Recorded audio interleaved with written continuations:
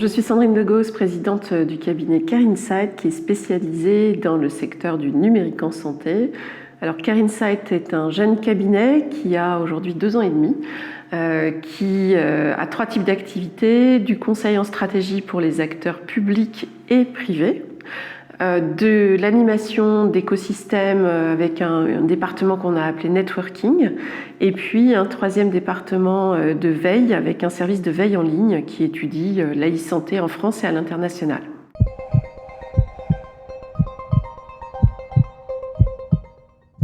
Nous avons réalisé pour le ministère de l'Industrie, en lien avec le Syntec numérique et le SNITEM, donc des industriels, des représentants d'industriels, une étude interministérielle sur le marché de l'e-santé qui visait en fait à faire des recommandations au pouvoir public sur l'émergence d'une filière e-santé en France et comment l'accompagner entre les acteurs qui sont du côté de l'offre, donc du côté industriel, et les acteurs qui sont du côté de la demande, qui sont les professionnels de santé, les patients et les citoyens.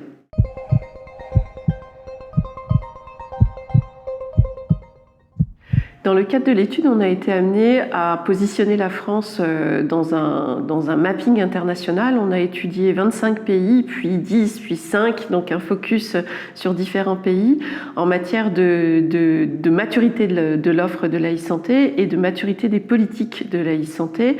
On se rend compte que la France est plutôt dans un peloton de tête, mais plutôt en position basse dans le peloton de tête des marchés de l'e-santé. On est bien après le Royaume-Uni, bien après les États-Unis, bien après la Corée du Sud, alors à chaque fois pour des raisons différentes. Les uns pour des raisons d'investissement, d'autres pour la qualité de l'embarquement des entreprises dans leur système de recherche, et d'autres enfin pour le poids donné à l'industrie et aux champions locaux, avec des politiques publiques très assumées pour aider au déploiement d'offres internationales pour leurs acteurs industriels. En France, on est dans un écosystème qui est sans doute un peu moins mature.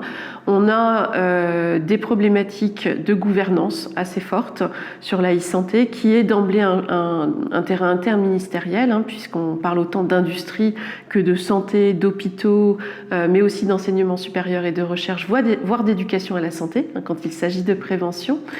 On est dans un écosystème où il y a beaucoup d'innovation, mais très en silo, avec des acteurs qui ne se parlent pas et qui se parlent assez peu. Et puis on est dans une gouvernance réglementée, avec des politiques publiques qui sont édictées en national, qui doivent être déployées au niveau régional. Et donc il faut absolument que les acteurs régionaux s'organisent et s'approprient ces règles de marché et cet écosystème.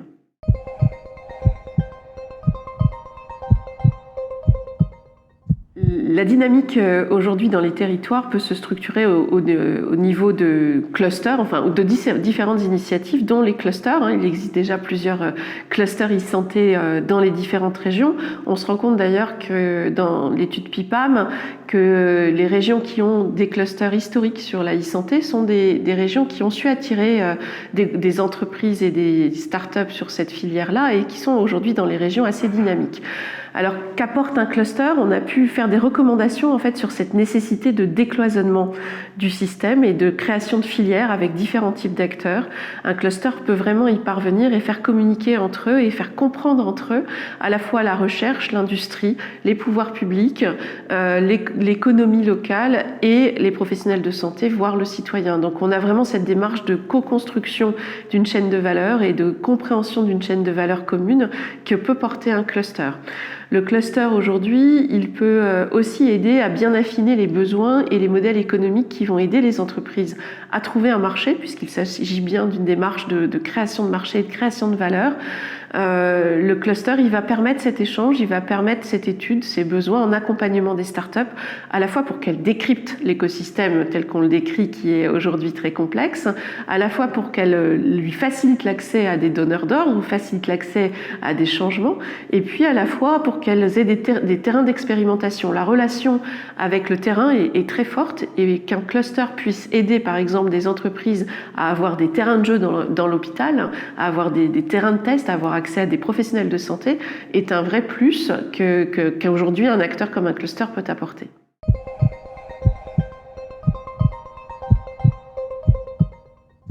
Le mariage de la santé et du numérique, c'est le credo de Care Insight, c'est forcément un bon positionnement pour le cluster e-santé. Aujourd'hui, la spécificité de ce marché, elle est vraiment très très forte. Elle est à la confluence de beaucoup d'intérêts qui ne se parlent pas et qui sont assez divergents. Et isoler la e-santé dans un cluster est encore dans un stade de maturité de la e-santé nécessaire en fait. Cette dimension e-santé, elle est vraiment exclusive et il y a une légitimité pour un cluster à avoir cette approche-là. On ne parle pas de la santé comme on parle d'autres secteurs, on parle vraiment de l'humain, on parle vraiment de soins, on parle de réglementaire, on parle parfois de prise en charge par la collectivité. On ne parle pas du tout numérique. Il y a des règles de sécurité en matière de gestion de données de santé, par exemple, qui sont très spécifiques au secteur de la santé. Donc, il y a une légitimité aujourd'hui à créer un cluster e-santé.